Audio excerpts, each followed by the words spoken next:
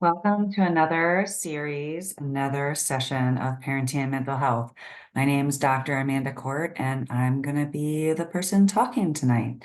Hopefully, soon we'll have some more folks to interview, so always stay tuned for our different topics. And if you ever want a new topic, please go ahead and post your suggestions and ideas on the Facebook page. Okay, tonight, what we want to share. I want to get straight into it. I want to make sure that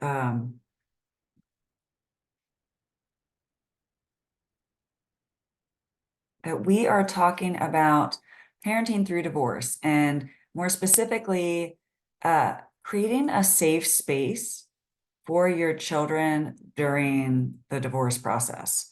So what does that mean exactly, creating a safe space? So, and I say, what can counselors do to help? This is more than just what counselors can do. This is what parents can do to ease the impact of divorce. Over the past couple of decades, we've observed that divorce can just be a horrible, traumatic experience, not just for the parents going through the divorce or the couple going through the divorce, but also for the children. And I want to dive a little bit deeper into this topic. And so thank you for joining me, and let's get into it. So this is what we're going to cover tonight and what you can expect. So this is actually a topic that I spent a lot of time in graduate school researching, and I did a small study related to this, related to children that would be considered middle childhood. So that is kids at the end of elementary school and through middle school. However, these things that we're going to talk about really apply to any kid in your household and how you can create a psychologically safe space for them. So I'm going to go over the literature and talk about the impact of divorce on children. I'm going to talk a little bit about the science of creating psychologically or emotionally safe spaces. And then I'm going to talk about the practice, the techniques that we can use to help ease the burden, ease the trauma of divorce. So after this session, hopefully you'll grasp more how divorce impacts children that are in that middle childhood stage. You'll understand what psychological safety is and would be able to explain that to other people. And you'll be able to educate others once you've gone through this on how to create psychologically safe spaces. So what are we talking about here? In 2019, we had over 13 million divorces that occurred in the US, according to the US Census from 2020. Of that divorcing population, 76% had children. So the vast majority of people going through divorce are going through it with children. So it's really important that we understand how to lessen this trauma with the kids. We know divorce causes great stress and can be traumatic for those experiencing it. Divorce can place a tremendous stress and anxiety on the entire family that then can exacerbate or initiate mental health challenges or strain interpersonal relationships between the parents and the children. And we want to lessen that a little bit, right? So this trauma of going through divorce can distract parents from supporting children properly. So I want to talk to you tonight as a parent on how you can stay focused on the task at hand, deal with the divorce while also still being able to properly support your kids and what to expect.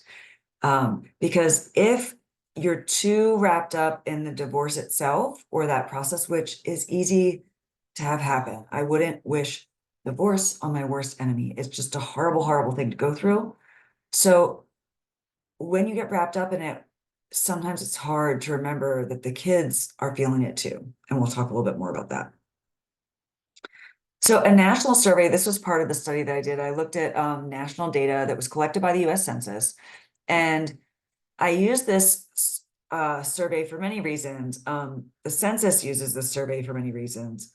And part of what they use this survey for is they used at least 500 families from each of the 50 states. including the District of Columbia. And they made sure that all demographics were included in the data. So what that means basically is if they take a random sample and it didn't end up with having a certain group of people that actually are present in that state, they would go back and then draw out families that had that demographic data to make sure that everyone was represented and looked into, because we do understand that demographics do affect how we deal with things. And sometimes it doesn't. So having that demographic data helps us to better understand, knowing that we have everyone included helps us to better understand what's going on. One of the things I really liked about this data in particular is that it was done by the US Census, and this is what they do best, right? Is getting data, analyzing data, making sure the data is good data. So I know I'm geeking out a little bit on the research side, but I really wanted you to understand where this information came from. This didn't just come from an article here or an article there. This was based on actual research, actual data in the US, research done actually in my graduate studies, and making sure that we were covering. So what does this data include? Well, over 184 households were surveyed. And then on top of that, the households were with children as part of this data was over 65,000. So that's a lot of data. That's great data to look at. And then they took that and made sure that all the different demographics from each of the 50 states and the District of Columbia were included. So from this data, they broke down children into a number of different categories. And I specifically looked at middle children for a couple reasons. One, in my clinical work, it seems that kids in that middle childhood stage, right, late elementary school through middle school, seem to take divorce harder than very young children or older teens. This was purely speculation on my part, and I wanted to look deeper to see if that really was true. So it was nice to have data that was actually broken down by kids' age groups, and it was broken down by every 5 years. So some things that we got out of this data and some other really good research was the number within this data. We found out that the percentage of children reported having mental health challenges when their parents were married and then when their parents were divorced. You can see that children tended to have more mental health challenges when their parents were divorced. So it's a good thing to explore, not surprising, right? Family structure, this basically tells us that family structure impacts children's mental health. And even when we control for socioeconomic status or different types of demographics that I was talking about earlier, what we mean control for is looking to see if the demographic data or socioeconomic status change the outcome. When we control for that, when we look at it to see if it changes the outcome, and it doesn't matter whether you're upper middle class or lower middle class or considered wealthy or poor, all of those had similar mental health challenges. The difference was the same, right? So family structure matters. Doesn't matter where you come from, it matters. We also noticed that when we looked and again controlled for socioeconomic status, that children that experience divorce report lower life satisfaction later in life and have a greater occurrence of mental health issues later in life, as well as greater physical health issues. The impact that divorce has on children does not change significantly across cultures or socioeconomic status or racial boundaries, which is what I talked about a second ago. And then meaning this, creating a psychologically safe space at home is really imperative to preventing later mental or physical ailments, regardless of where you come from. The type of family structure is directly tied to life satisfaction of children in those families. And what we noticed was that certain things really impacted mental health. Children in a single parent, dysfunctional or combative family structure reported lower life satisfaction than that of traditional two-parent households. life satisfaction could lead to higher probability of mental health, behavioral, or physical issues later. So again, just a reiteration that that having a single parent household that's also disrupted or combative, which during a divorce that can be combative, or after the divorce when there's strong custody issues, that can really create a lot of issues for kids. So what are the parents reporting? Well, the parents are reporting that their children are having increased rates of suicide attempts, that the children are reporting that their teenagers have increased rates of depression. And they're also reporting that their children have increased rates of anxiety. So again, none of this is surprising to any of you or their parents that have either gone through a divorce with kids or that know people. And I think we all know people that have gotten divorced. So we know it's tough and it is a lot for everyone going through it. Something to make note of, and this is when we get into developmentally how kids represent or will represent different mental health challenges. I talked a little bit about that last week, dealing with screen time and how at different ages they will show that the screen time is actually impacting them behaviorally and mentally and emotionally. It was slightly different for different ages. No different with teens, or no different with divorce, right? Teens are actually more likely to verbally express distress and what they're going through. They will probably be more verbally combative with the parents. They'll be the ones that will tell you they hate you, what's going on, things like that, especially a lot more than that 6 to 12-year-old age range.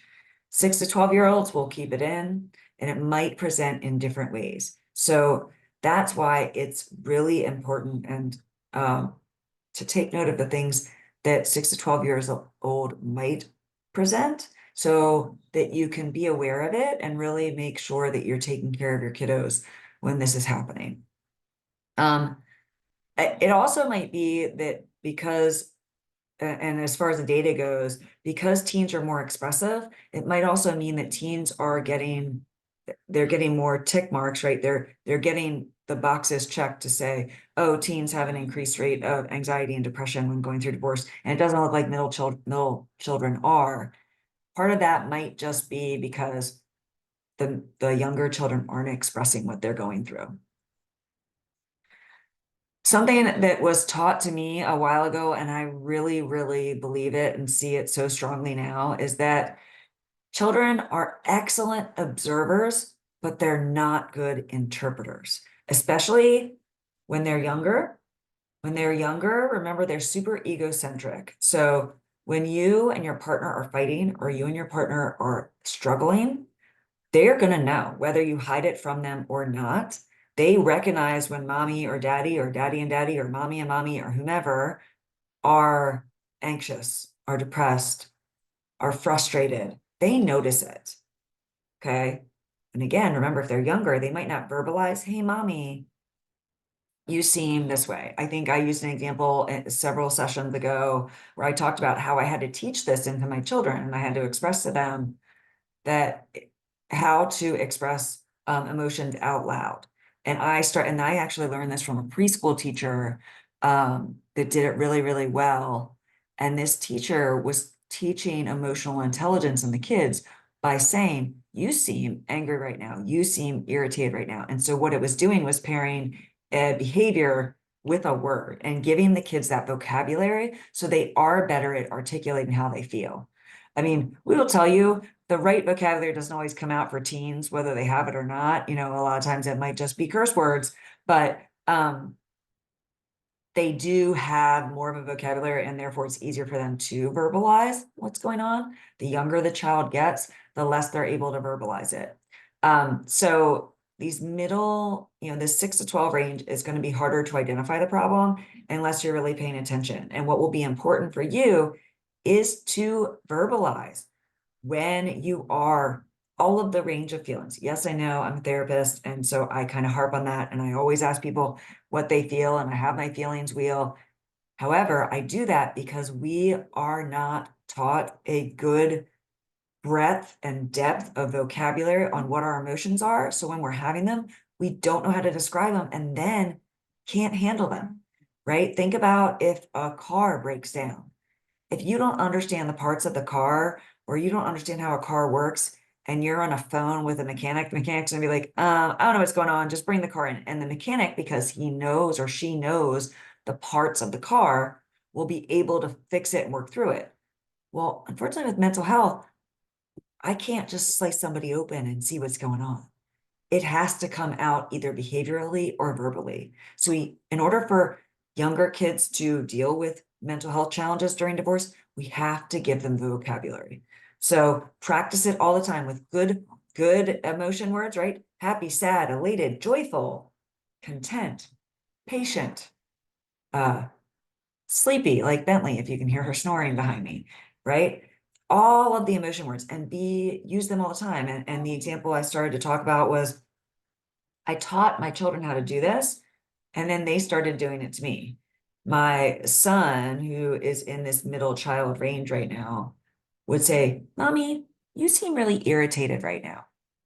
And that was a really quick way for me to snap out of it and be like, you know what, buddy, I am irritated, and it's not because of what you're doing.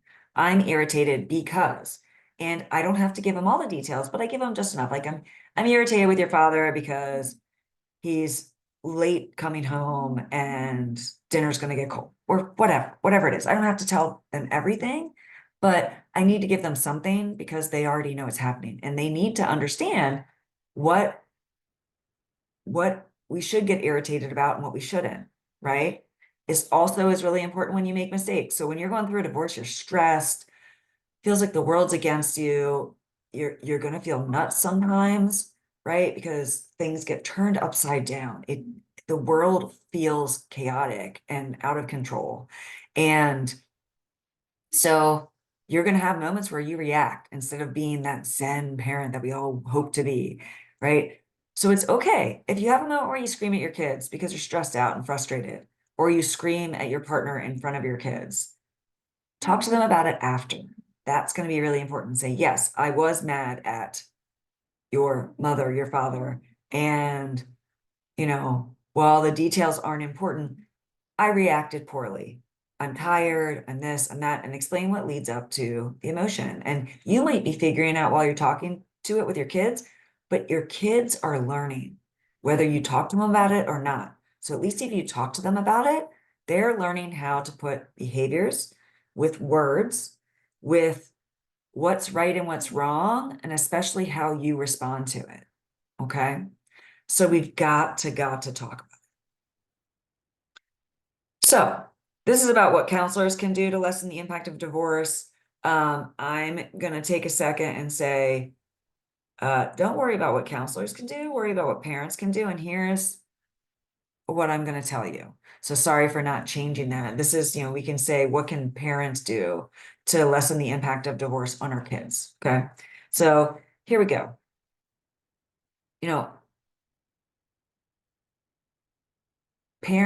As parents, you might have some coping skills to deal with the divorce. Talk to your kids about coping skills and what you're doing to cope with the stress of the divorce, the stress of the fighting, the stress of the trying to figure it all out, the stress of having to decide right and wrong when it doesn't, that doesn't always feel right, especially with custody, right? Like custody never feels right because it doesn't. So talking to kids about like, yeah, I'm stressed out, I'm trying to figure this out, and I want what's best for you, and I'm trying to figure this out, and that's stressful. So I go for a run, or I go for a walk, or I do yoga, or I take deep breaths before I talk to your father or mother, because that keeps me more calm when I have to deal with really tough conversations. Okay. So you want to help kids understand how they can cope with really toxic, tough situations when they're feeling out of control too. And what's going to be important is it's okay to cry in front of them. It's okay to give them a hug and say, you know what? I've done this to my kids before. Mommy just really needs a hug right now. Sometimes you don't even have to tell them why. Just say you need it. Like, you're having a bad day. I really need a hug right now.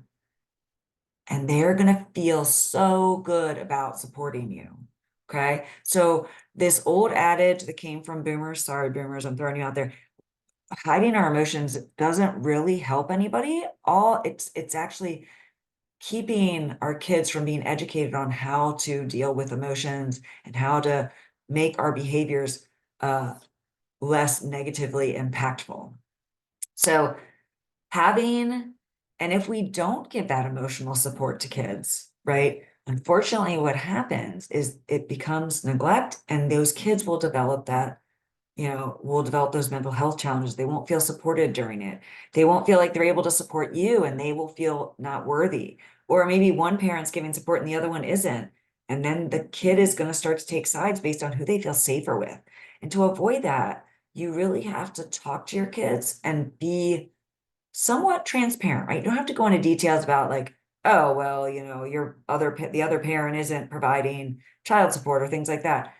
You don't have to get into details, but you might say, your mother or your father isn't being as supportive as I really was hoping, and it's frustrating because I was hoping that this would be, joint, and maybe it is joint, maybe they feel like it's joint, but I don't feel like it's joint right now. So like kind of staying away, a big thing is keeping away from blame and making the other parent look bad, because you have to remember the kid came from both of you.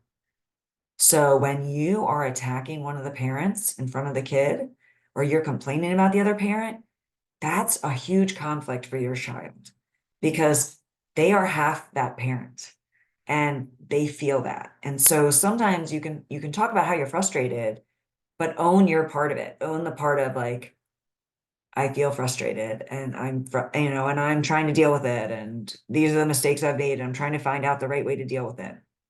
So for the kids, give them back a sense of agency, which means when they're feeling frustrated, let them say, I feel frustrated. Like, I really hate both of you right now. Like, give them that space to say that, because even though it's hurtful, you be like, yeah, I understand why you feel that way. And I understand why you feel like this is unfair.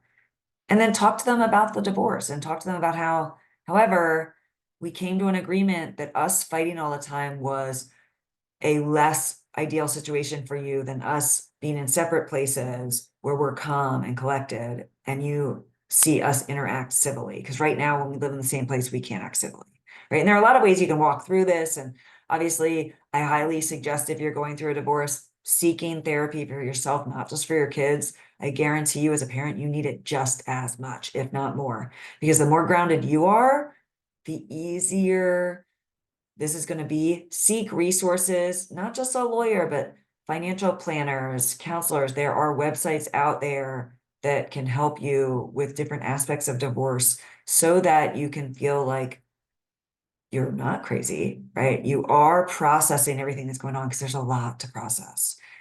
Divorce is a death.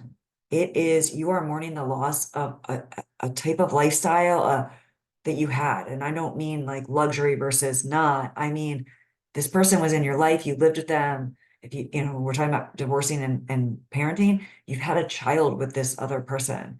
And so that feels like a really strong connection, and that correct connection has been severed or has been depleting over time. And so you have to figure out your new normal. It would be really helpful to have someone help you with that on the way.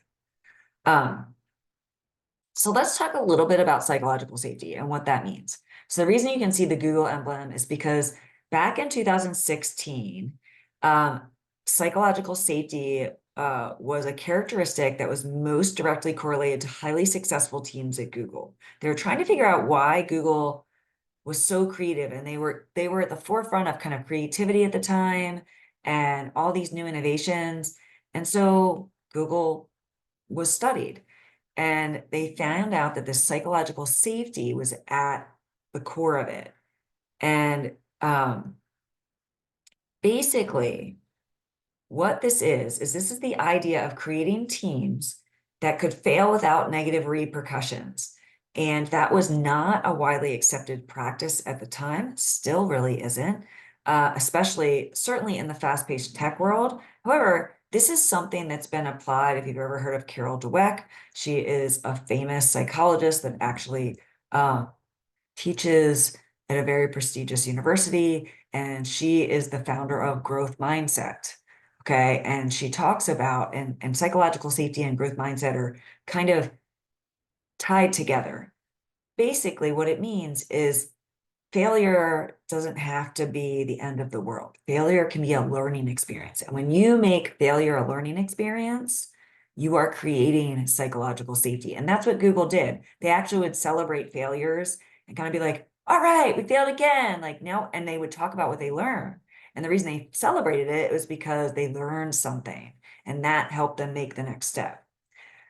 So talking about failures, talking about what you're learning from the divorce, right? Like, wow, I'm really learning that, the way, and I'll just say mommy and daddy because that's, the relationship I'm in. Mommy and daddy, we learned that, I really didn't do this, own your part of it, or daddy, like we're learning that we didn't do this well together, and thus, um, we let it go too long, and now we feel like we just can't resolve it. Often when you're talking to your kids about something that you and your partner did that, the learning experience, use we or use I. Don't say, well, mommy or daddy didn't do this, right? Unless it's a really extreme thing, like we're talking about like child abuse, addiction that completely makes the person incapable of, living a normal life, then obviously that can be expressed. Um, because it's important for kids to kind of know, or it can be something that kids can process. What they won't be able to process possibly is why the parent is dealing with addiction.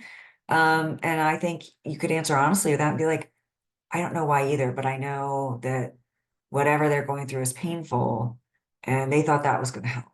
Right. So there are some really simple ways of answering that can be a child can understand. Uh, and sometimes those whys are difficult. Again, this is why it's helpful to go to therapy yourself so you can explore this.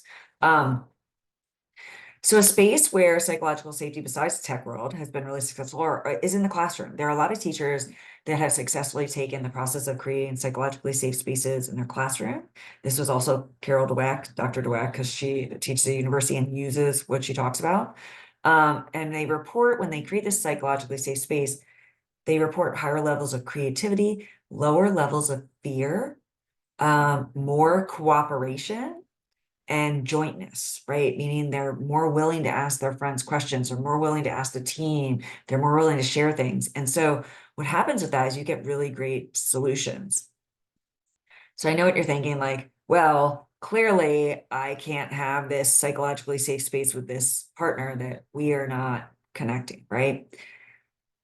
When you're dealing with it as a parent, you kind of have to put the end game in perspective. And so you've put that stake in the ground. You've said, one of you has said, I can't do this anymore, right? It's just not working. And for some of you, it's, I've tried everything and I just feel like we can't do this. Okay, so you put the stake in the ground. Now put, with knowing that you have shared kids, put that at the forefront and say, well, what we don't want to do, because no one gets married saying like, oh, I hope we get divorced later with kids. No, of course not. You have to go back to that initial vision and say, we want to give our kids the best situation possible. And we're not always going to agree on what that is, but we can try to agree on certain things. And so talking about a failed marriage and what you're learning from it can be helpful.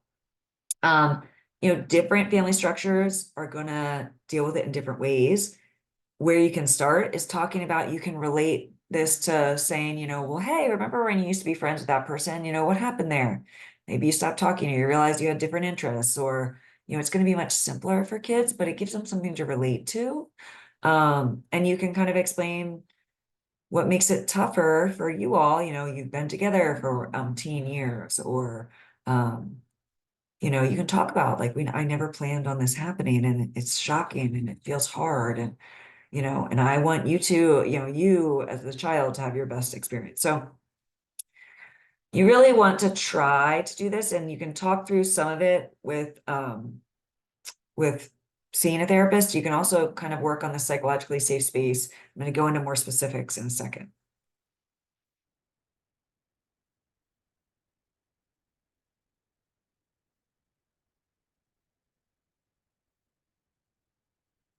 So creating this psychologically safe space isn't just for parents going through divorce.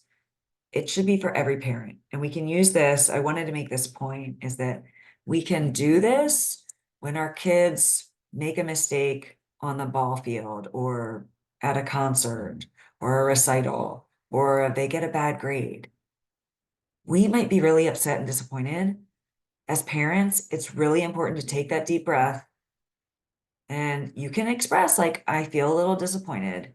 And let's talk about what we learned. Okay, you got this grade that you feel, that as a parent you feel is unacceptable for your kid. You realize that they can do better. Well, what do you think could have helped you get a better grade? So kids often, it depends on who they're around and what happens, will have what we call an external locus of control. It means they'll say, oh, well, I didn't get a good grade because my teacher doesn't like me. Okay, let's talk about that one, right? I used to be a teacher, and there are definitely some kids that were easier to get along with than others. There was no kid, excuse me, there was no kid that I hated. Okay. I did not purposely try to fail a child. So let's get that out of your mind, right? And let's talk to the kid about that. Like, do you really think, Mr. and Mrs. So-and-so really, you know, gave you that grade, or did you earn it? And kind of like be curious, be like, well, did you do all your homework? Did you study for your quizzes? Um, were you paying attention in class? Did you attend all the classes? The list goes on and on, but be really curious. And as you're doing that, hopefully the child's going to be more and more well. And you can now with Power School in Anne Arundel County, certainly you can look up your kids' every single assignment. So you can see if they did every single assignment. I've done this with my kids. You can talk about, hey, okay, so I noticed that you got this one really bad grade on a quiz. What happened that day? Do you remember? They might say, I don't know at first. And it's hard at first, but the more you practice it and the more you create a safe space, like you're not getting angry with them while you're talking about it, right? You're not being accusatory. This is not, you're not an investigator or a polygrapher trying to get out the lie, right? You're not putting them under a spotlight and trying to make them feel bad, right? This is your kid. And if you can teach them how to come back from a mistake or a failure, they are going to be 100 times more resilient than they would be if you say, you failed, you're stupid. Right now, that's a fixed mindset because they assume that they carry that badge the rest of their lives. Instead, say, well, we have to work at doing better in this class. And it looks like, there are smarter ways of achieving this goal, right? The kid might say, it's a boring class, I don't want to pay attention. So use an example of when you were in something boring and you had to get through it. I mean, in the work world, come on, we all experience difficult people. We all experience difficult situations, boring situations, intense situations. Use your own experiences to help your child understand, well, this is a life lesson. This is going to help prepare you for later in life. They won't always want to listen to it, so keep it short and sweet. And especially the younger they are, try and make the situation simpler. You might use pets as an example, like maybe the pet isn't always going to go in the crate or, whatever. Or your dog doesn't want to go out in the rain or the snow to go pee. Fair, right? You can use a difficult situation that the kid is child appropriate. So, this idea of psychological safety can really be applied to everyday life, not just going through a divorce, but every day. Use those failures. I actually do it now when my kids fail. I'm like, awesome. What did we learn from it? Right. And they hate that. They always roll. I mean, now they hate it less. They kind of roll their eyes and they're like, okay. Right. But I'm fairly genuine about it. And when I make a mistake, like when we're kids and I are playing outside and I fall down, I start laughing, like as long as I'm not hurt, right? But I laugh about it. I'm like, well, maybe I should have worn different shoes, right? Immediately, I'm learning what I learned about it. So we can use this in everyday life with our kids. Okay, so when family members feel safe to learn, they end up growing and contributing without fear of retribution and judgment. That's what I was just talking about, right? So this idea of psychological safety is really created when people in a given environment feel safe to learn. So what does that mean? That means, well, and I will tell you right now, the parents that didn't do this, I have their kids in my office as adults. I have many clients that come in and say, my mom or dad screamed at me after a game because I didn't play well enough, or they told me I was being lazy. That kid takes that as a badge and an identification to who they are, and they establish like, oh, okay, I'm lazy, and they internalize that. So then when they're tired, I'm lazy. I'm not good enough. I'm not worthy of my parents' affection unless I'm perfect, right? So this perfectionist starts to generate. So even though we might be frustrated, our kids, and we might be thinking in our own heads because it might have been something we were told as kids, God, my kid's not really, I've watched my kids do it in sports, right? Where I'm like, why is my daughter really not hustling? Or why is my son really not hustling out there? Like, what's going on? I bring it up as a curiosity later, like, hey, like I noticed like you weren't really hustling the way you do when you know, chase your sister and tag or when you play with the dog. Like, what was different? What's different? I guess I know you're playing sport, but like, what was different? And then they might say, I don't know. And they're like, well, let's explore that more because I know you, like, I've seen you run faster and let's talk about that. As a coach of young kids, I ask that all the time. Like, hey, I know you're fast, but you're not running fast. What's going on? Like, you looked a little timid. Are you scared? Like, tell me about that. Right. And so being curious can help the kid feel safe. If you're curious about them, you're giving them that attention. And if they feel safe, if you're not angry with them, they feel safe to answer, then they're going to learn from it more. And then they're going to share with you more over time. So this is a really big part of creating that safe space at home. So during a divorce, you know, it's going to be really important to talk about what we're learning, right? Well, I'm learning that, we have to be careful about where we spend money, or we have to be careful about like, I really need to understand that yelling at my life partner in front of everyone doesn't achieve anything, right? That just makes me feel bad, makes them feel bad, makes you feel bad. So I've learned that I need to get myself together before I talk about this, right? So like, this is all stuff you can talk about. So just exactly what I'm talking about. How do we teach this to our partners? If we're going through the divorce, maybe how do we teach this to ourselves? Uh, exactly what I was talking about before. So this is facilitating of emotional regulation. That's the locus of control, back to the locus of control thing. The only thing we can control is our own behavior. Even our emotions are not really controllable. We're going to feel what we're going to feel.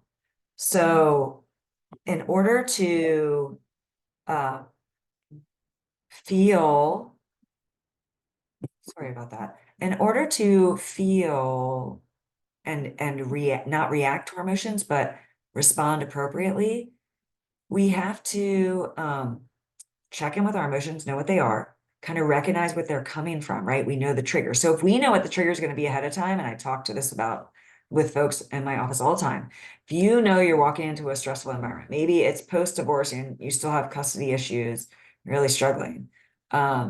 Make sure you take those deep breaths. Make sure you do all the things that fill up your energy meter before you go talk to that ex-partner so that you don't react poorly in front of your kids. So you don't react poorly, period, right? So facilitating appropriate emotional regulation, facilitating that way of thinking, or that way where we can say like, hey, you know what? I'm being passive aggressive right now and I recognize it. And the reason I'm being passive aggressive is because, or I think it's because I don't know how to handle this situation. I feel like you're being mean to me, whatever. That's all. This talking out loud is helpful, and that helps you regulate your emotions. Breathing helps regulate emotions. Walking away, the things we teach our kids, right? Walk away, take a deep breath, think about it, come back to the problem later when both you and the other person you're struggling with are grounded. Sometimes you can't get the other person grounded. Write them a letter, right? That's one-way communication. I've done sessions, and please look it up on our Facebook page, on nonviolent communication. Practice changing language. So what does that mean? That means, and I'm going to talk about it in a second, and changing your words means using observations, right? I'm going to talk more about it in a second. Cultivating clear expectations.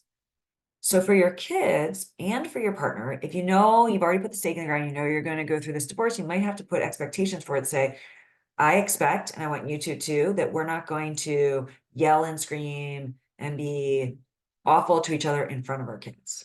That we're going to talk about the tough stuff in private, work through it, which means we might have to get babysitters or family help sometimes. We have to go through this. It means we might have to table something for a little bit. We also expect when I come home and I've had a hard day, maybe give each other a word that says like, hippopotamus. I'm using that to be funny, but like bananas, whatever the word is, so that wow, they've had a hard day. I'm going to give them a second. To be honest, when I've worked with folks that have learned these things, they've already put the stake in the ground about divorce. They usually go through it, but they go through it more consciously and more compassionately with each other. For the folks that are just struggling, they've dropped the D word, but they're not really there yet.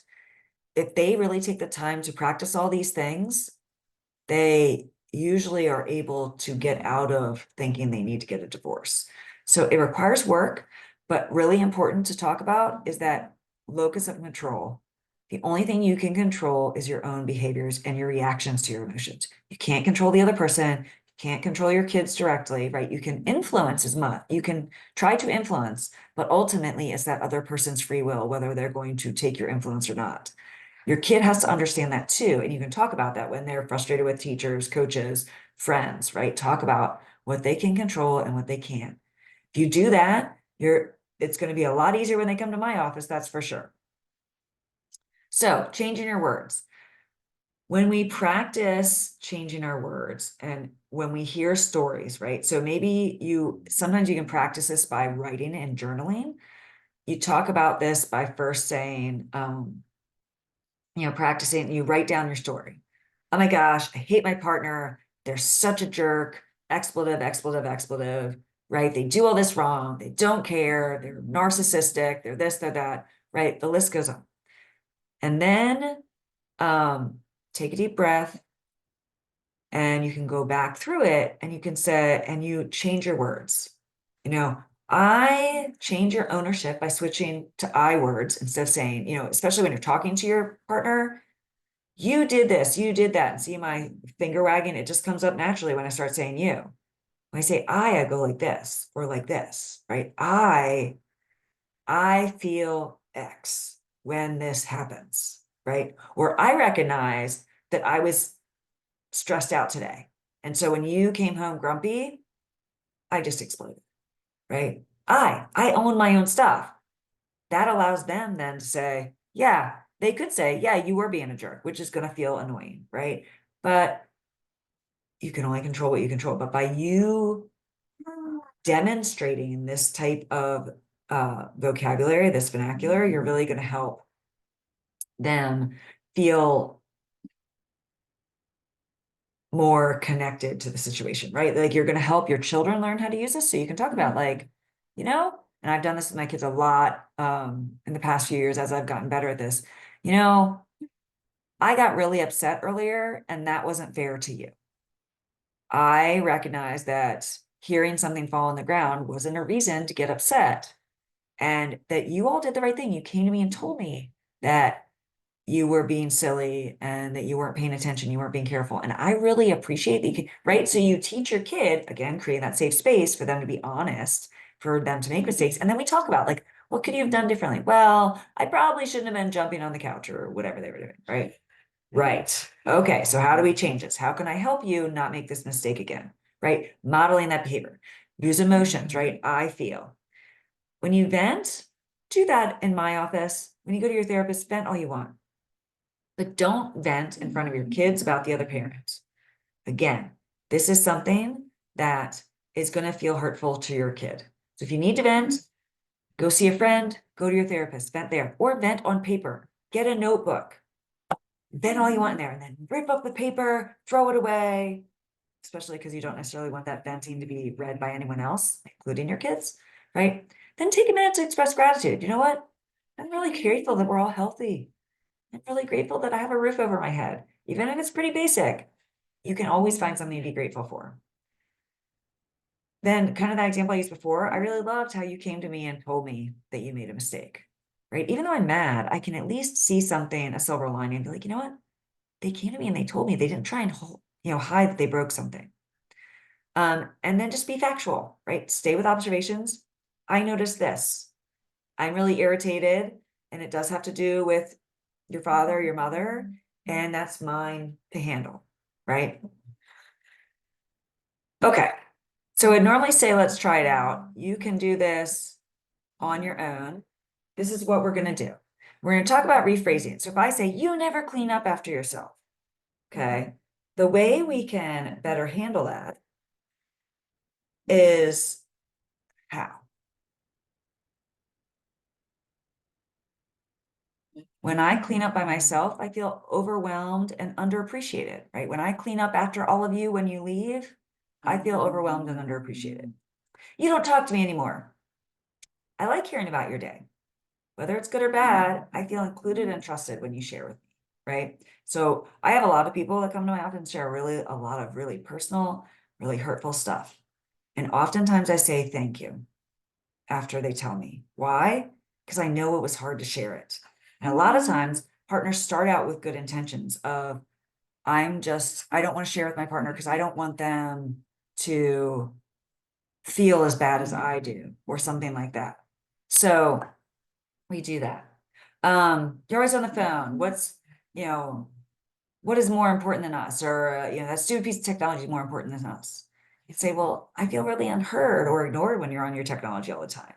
And I don't think it's setting a good example for the kids, right? Maybe we can and again, start to brainstorm. How can we change this? Okay.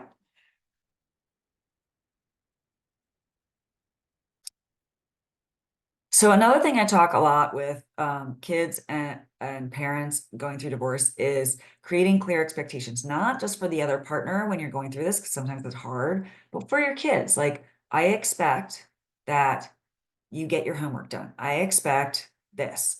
You have to make sure that you set really clear boundaries and that you are consistent about the boundaries. If you do that, they will gain confidence because they know what they need to do in the morning. I have lists for my kids in the morning that it's expected of what they need to do before they can do anything that they want to do. Because sometimes they might have a few minutes, not so much anymore because they get on the bus really early, but when they have more time in the morning before they could turn a TV on or do anything else, they have a whole list of things they have to do first. You can implement that, and you can start that at any age. And sometimes you might have to incentivize. Don't think of it as incentivize as rewarding kids for doing what they're supposed to. Think of it as you're getting them used to doing what they need to do to create a skill that they need for life. Because remember, even for ourselves, like if we start going to the gym every day, or we don't, maybe we don't eat cake all week, right? And we're like, you know what? I didn't eat cake all week. I'm allowed to have a slice now at the end of the week, right? You reward yourself. Do you feel like you're rewarding yourself for something you should do anyway? Well, you kind of are, but you're helping yourself release the steam and feel good and celebrate that you've done something well. And all of that helps increase a lot of confidence in kids. So what could be included in these expectations? Chores. What type of grades you expect? And what's really cool with this one is ask your kids what grades they expect to get. They could be really good at this. How much screen time? How much family time? Schedule it. Manners. When do they need to be on good behavior? We have fancy dinner manners, and we have when it's just us manners, right? We're a lot more lax, obviously, when it's just us. And like I said before, rewards can be helpful. Something that can be really helpful for you, and you can do this with your kids, is it's called the 3 scenes method. And you start with the epic fail.